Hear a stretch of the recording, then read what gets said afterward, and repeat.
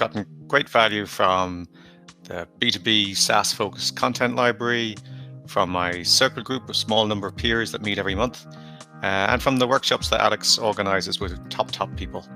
If Alex was running acting workshops, he would have a how to cry in movies workshop and bring along his best pal, Tom Hanks. I mean, it really is quality people that he organizes.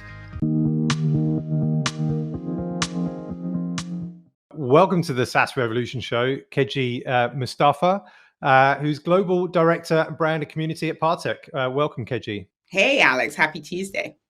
Yeah, great to have you on the podcast. I know we've been planning this for a while. Glad to kind of finally do it and have you on the podcast for the first time. I think also maybe the first time we've had somebody from Partech, but I could be wrong on that one. Well, but it could be first, but I surely won't be the last. There you go. Yeah, exactly. Good stuff. Well, Keji, thanks so much for taking the time speaking to the SaaStock community, the SaaS Revolution Show listeners. Tell us a little bit about yourself, you know, before we get into today's topic of conversation. Who is Keji Mustapha? Great question. Keji Mustapha, as a human, I'm a Londoner of Nigerian descent. I'm a lifelong learner. I love to connect people and ideas. I love to create experiences. But as a professional, I started off life as a lawyer and I qualified as a barrister and thought that was what I was going to do. But I actually really didn't get energy from it. So I moved from bar to fashion, to events, to operations, and found my way into startup land. And I had a wonderful mentor. I joined a company called LV. I was head of operations there for a couple of years. And then from there, I started advising startups at early stage on operations and strategic partnerships. And then I joined Connect Ventures, which was is an early stage VC firm in London. I was there for just over 4.5 years. And then most recently joined the team at Partech. Awesome. Very good. Yeah. So I think I made the faux pas at SaaStock EMEA. I announced you as you were speaking, you're working at Connect Ventures, but you just moved Partech, and I should have known, but it slipped. But you obviously recently moved to Partech, as you said, after 4.5 years at Connect. Yes. Why did you join? What's the story sort of like behind that? Yeah, I mean, it's funny because I joined Connect and for what was meant to be a 2-year tour of duty. And after 2 years, they were like, no, you should stay and do more great things. And I had the privilege of building out 3 functions while I was there. And I'd sort of hit a ceiling. And the next step for me was to become the COO there. And I thought, I love this. I love this team. I love this company, but I really just don't want to do operations as a job anymore. And you know that question people ask, what's something you're really great at, but you just don't want to do? And it was that. And then I started, someone reached out about the role at Partech. I had a few conversations with them. I went and did some digging and I really just loved the conversations with them. I loved what they were doing. I loved the partners I'd interacted with. And yeah, they said they were creating this role, brand and community. And for those of you who aren't familiar with us, Partech is a global investment firm based in Paris with offices in Dakar, San Francisco, and Berlin, and Paris, of course. We invest across stages, across sectors, and across geos. And I mentioned earlier, I'm a lifelong learner, and I thought it'd just be a great opportunity to just learn. I mean, I know somewhere in my future, I want to found a company, scale it, and IPO it. And I figured, why not learn what that looks like, what the later stage business also looks like, and just get to grips with that. And so, yeah, they made me an offer that I couldn't refuse, I suppose. And I recently joined them. I'm 2.5 months old. Yay. And I'm really loving it so far. So, yeah. Congrats. And actually, to say, given that you've given some insight into your ambition you want to found a company and take that to IPO, what a great way to get that exposure with all these great companies that are kind of moving towards IPO, that you can learn from all these companies and founders. So that's definitely a fantastic kind of opportunity to do that. What about like Partech? You say sector agnostic. Obviously has invested in quite a few SaaS companies. Which ones would we know essentially? In terms of some of the SaaS companies in our portfolio that you might have heard of, we have the likes of Agicap, Alain, Bitrise, EcoVadis, M-Files, Penny Lane, Trade Depot, Yoko. That just gives you a bit of a mix. But yeah, those are some of the more notable SaaS companies in our portfolio. We have north of 2 billion assets under management, and we have over 200 portfolio companies across the stages, as I mentioned. So we have a seed stage fund, a venture fund, a growth fund, and an Africa fund. And yeah, like I said, we invest in a whole lot of different companies. Good stuff. Good stuff. And so we are today going to talk largely about founders, as mostly our listeners are founders, and how they learn to scale themselves. But before we get into that, I know another topic that you are interested, passionate about, and speak about is platform in VC, and we're seeing a lot of venture capital firms, have this platform thing, and people that are head of platform. What is it? Why should founders care? Tell us a little bit more about that. Sure. So I suppose I define platform as a set of strategic activities, services, initiatives that are outside of the direct investment activities. And so that could be anything from talent support to biz dev and corporate dev to marketing and PR to brand and to community. And it's really great because obviously the best founders now, money is a commodity, right? Like you can get money from anywhere and you want to get smart money. So having a fund that has a really strong platform play is really beneficial because you get all these other things in addition to the partner and the money.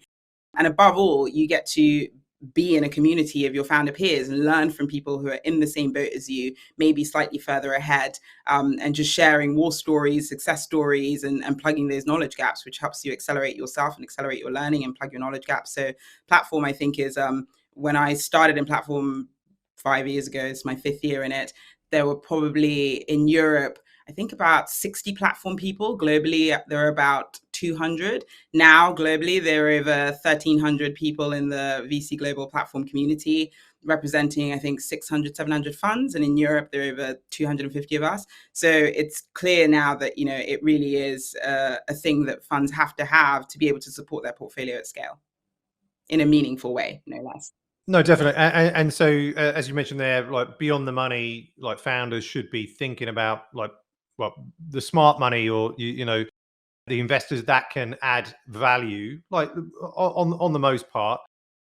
And so, if all the VC firms seemingly are having platform teams, or the platform within the business, how does one founder choose which VC potentially is going to offer the most value outside of the money, if everybody is maybe competing and saying, hey, we've got a platform team to help, and so on? What have you seen? Like, what insights can you share around that? Well, I will say, at the risk of sounding not nice, just because someone says they do platform doesn't mean they do it well. So that's the first thing. I think founders should really drill down and ask questions like, what does value add really mean? How do you really do it? How do you measure the success of it? What are some of the things? Like, talk to other founders as well. And if you've done a good job with your platform offering, the founders will speak about it themselves. They'll when they're DDing, they'll tell how great it's been. And one of the things that we did at Connect was, we would ask founders to tell us if it was a competitive round, like what were some of the reasons why they picked Connect, and platform was often one of those reasons that they picked it, and that was a real testament to the work that we did there and how well we really did build that out. And that's the same thing we're doing at Partech. We have a really great team across the board. So we have a really strong BD and corp dev team. They make really great introductions to the right people at the top Fortune 500 companies. We have a really, really strong marketing team who really help the first-time founders pull together their stories and think about how they're going to get in touch with the press and how they're going to put their messages out there. We have this fantastic community of all the founders and the function leads of the portfolio companies that we've backed. And so, founders can really dig in and really ask those questions. And you'll know pretty soon if people are paying a lip service to it or not. And Forward Partners did a great study last year, actually, which was the More Than Money report. And yeah, in there, basically founders were saying just that, which is that they have all these VCs saying how much they have platform and community and really do a great job of it. But actually, the reality when they dug in and lifted the veil was that it's all a lip service and they're not really doing anything. So I think just because people say they have it doesn't mean they do it well. Interesting. Well, look, so we want to speak about how the best founders, the best, learn to scale themselves as their company scales. And obviously, you've got great insights, into this, having worked with a lot of the best founders, to date. So let's dive into, a few of the, the things that the best founders do to scale themselves. So what would be one of the first things? I think one of the first things that spring to mind would be self-awareness and humility, which sounds really strange because you instantly think, well, that's a soft skill. Why would you think about that? But I think because founders are by nature, they have generalist roles where their roles are always changing. They wear multiple hats. And I think having the self-awareness to know when you're not doing something well, especially it links to hiring, which is the second thing, is really the starting point. I think a lot of founders want to hold on to things because they feel like, oh, I'm the founder, it's my baby, I want to hold on to it. But actually, they're not the best at it, and they're not doing very well at it either. And they just want to keep doing it because they get a validation from it. And so having that self-awareness to be able to check your ego at the door and just think, actually, no, I'm not the best at this. There are other things I should be spending my time on that are far more impactful. It's time for me to sort of either delegate this or hire, or just not be doing this anymore and not be the bottleneck for the company. So I think always that's the first place I start. And also with that as well, it's thinking about, okay, what should I be learning and how should I be learning to make sure that I'm actually spending time on the things that matter the most, that are going to have the highest impact. So definitely, I always start with self-awareness and humility. And it's funny, when I meet founders, it's very clear quite early on. I mean, you have to have conviction anyway, right? Like, and really believe in the dream, but it's very clear early on the founders who don't have a level of humility or self-awareness, and instantly I think you're going to have real problems later on down the line. Like, there's no two ways about it, and I've seen it play out time and time again. So for that reason, I always start with that. Awesome. And then you mentioned that I think you said there the second thing would be hiring. Yes, Is that right? absolutely, because I think hiring great people who are smarter than you in specific domains, it goes back to that self-awareness and humility piece, right? Because if you hire somebody and you do your job right and get an eight-star rock star talent, they're going to be better at you at whatever it is you've hired them to do. At which point, you're going to say, I want us to do this. And they're going to say, that's a terrible idea. And you're going to have to accept that because you've hired someone who's better at you at that to do that thing. And I think a lot of the time, when I see it go a little awry is when founders hire great people, but they don't actually give them and empower them, give them the autonomy and empower them to actually make those decisions and trump their decisions. And they start like putting their oar in. And then those people think, well, what am I doing here? Like, I'm a rock star, A-star talent. I can go anywhere and actually like be fulfilled and be able to really shine and run and thrive and contribute to this company in a meaningful way. So I think that is definitely the thing. It's not just hiring great talent, but then empowering them and giving them the runway to just run and just get out of their way so they can just execute and excel for you. So yeah.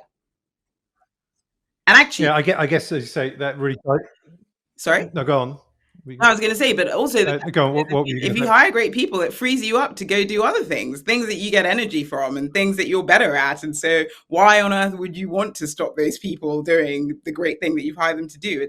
I find it really counterintuitive when I see that. I'm just like, what are you doing? I want to shake you, but obviously I can't. Yeah. No, 100%. And yeah, I mean, I guess it really ties well into that first point that if you can't check your ego and the humility, and yet you still like think, well, I'm going to try, and hire a rock star or an A player, but if you haven't checked your ego, it's just not really going to work. As you said, they're going to be trumping the A players, decisions, or handicapping them in some way from really kind of having like full autonomy. And that A player is not going to stick around if they're truly an A player, right? Why would they? A players, you'll know if they're not an A player if they hang around. Basically, because players by nature, they're A players because they excel, right? And if you're not giving them the room to do that, having hired them to do a job, but then you're not actually letting them do it, they're not going to hang around for very long at all. So yeah, that one we see time and time again. And I wish there was a button you could push to help founders just get out of their own way, but sadly, it hasn't been invented yet. And what would you like if, again, you've seen this going to play out, but the founders who don't get out of their own way or, struggle to check their ego, how do you broach that with the founders? Is it, is it something that you've been able to, I don't know, like convert founders that, are really struggling to let go, really struggling to check their ego because maybe it's just innate within their personality.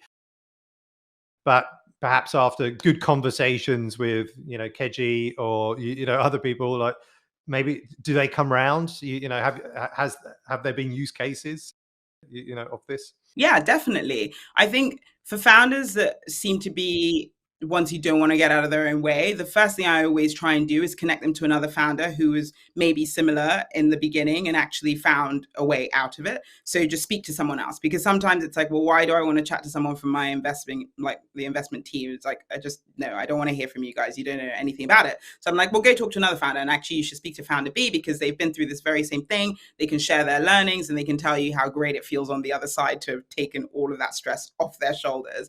And the second thing I always advocate for is to work with a coach, because I think coaching is a really great way to be able to unpack why it is that you're trying to hold on to all these things and why it is that you're not wanting to sort of, give autonomy to your team and things like that. So having somebody who's outside of your company, who's solely there to sort of help you and, talk to you and is not reporting to your board members, not reporting to your team, is just a resource for yourself, I think is really, really powerful. And again, I always advocate for founders to chat with other founders who maybe weren't keen on working with a coach before and might have thought it was a bit too frothy or whatever, and to talk to them and see how well they've actually grown as a result of working with someone external to the company.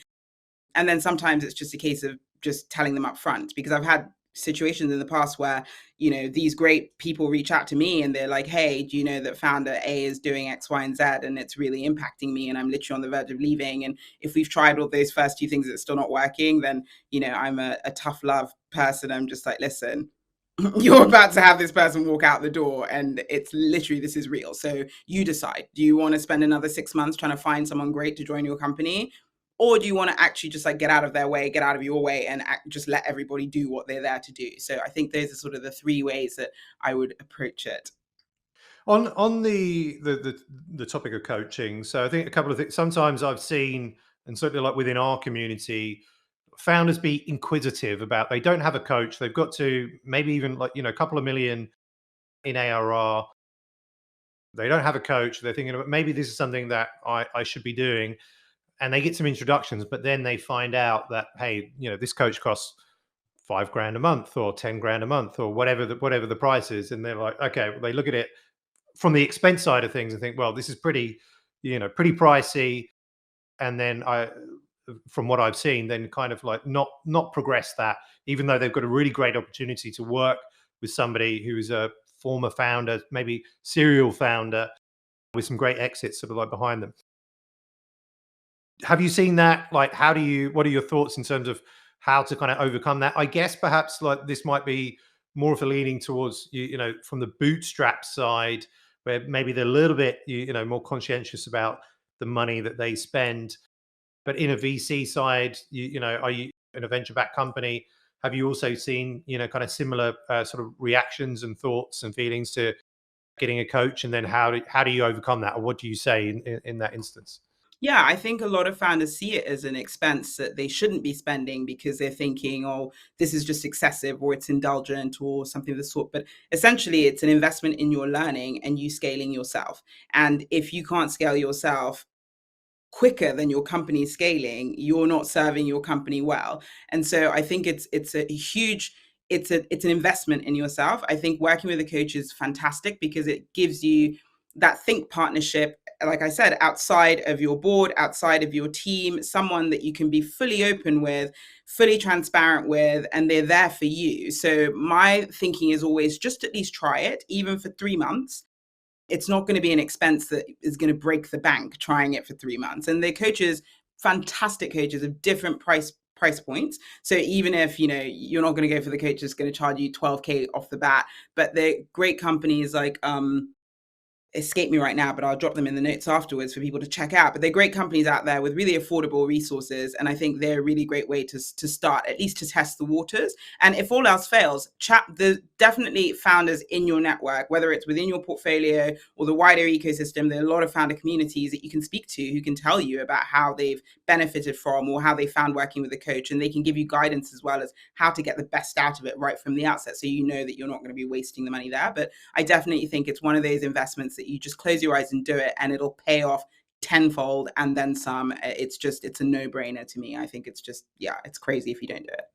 Do you know any cases of founders that have been super successful that haven't had coaches or mentors? Does that exist? No to mentors. I know plenty of founders who've never worked with coaches, but those founders have very strong support systems themselves, whether they have already like a personal board of advisors, whether that's, like you say, mentors, other founders who've done it before, strong family relationships with great opinions.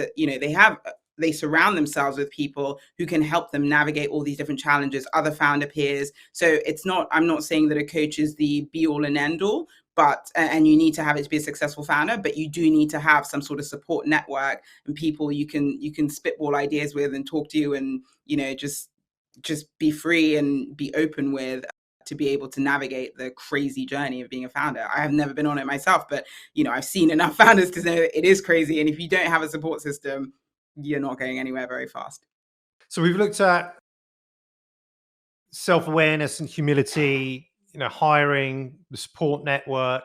What else, could founders be doing to scale themselves? I think the third thing I would say is to learn to delegate. And actually, learning to delegate is a skill, but it ties into the hiring, because I think when you do hire great people, the next step is to then like delegate tasks to them well. And the reason I say it's a skill is because a lot of founders I've met and spoken with and advised are like, well, I handed off the task, but you actually didn't really give them a proper brief. You didn't give them clear guidelines. You didn't hand it over properly. So it's not, then you end up saying, well, you didn't do the job well, I'll take it back and I'll do it myself. It's like, well, they couldn't do the job well because you didn't actually set them up for success in the first place. And I think a lot of founders struggle to delegate because their thinking is always, well, if I delegate this, what am I going to do then? Like, what am I going to be working on? But the point is, like, by doing that, you free up yourself to work on things that you could be doing that you haven't even considered yet and haven't had the space and time to consider yet. And this happened a number of times actually over the last few years, where founders would say they delegated tasks, and then one of the C-levels would reach out to me and be like, yeah, well, he told me he delegated a task, and then he like doesn't sleep, and then in the middle of the night like does all the work, and then sends me narky emails in the morning that like, oh, I've taken it over now because you weren't fast enough. It's just like, who does that? Like, it's insane. But really it does happen, and I think it's because with those examples, it's because they didn't give clear enough of a brief, and so the person's sort of spending time trying to unravel what they've been told and trying to piece it all together, and then in that time the founder's like, well, you're not doing the job, so I'll do it well. But they don't really have the psychological safety to be able to say, well, you did a shit job, excuse my friend, you did a bad job of like telling me what to do and handing it over properly. So of course it's going to take me longer to unravel the spaghetti of what you've handed me. So yeah, I think delegating is a skill, is an art form that needs to be learned to do it well, and to have your team feel happy and excited to take over tasks for you. No, 100%. And I guess, this is connected, but also maybe not essential as in what we discussed around the coach, but at what stage, or would you sort of recommend that a founder gets like a virtual assistant or an executive assistant to take some of the workload from them? I mean, is it necessary?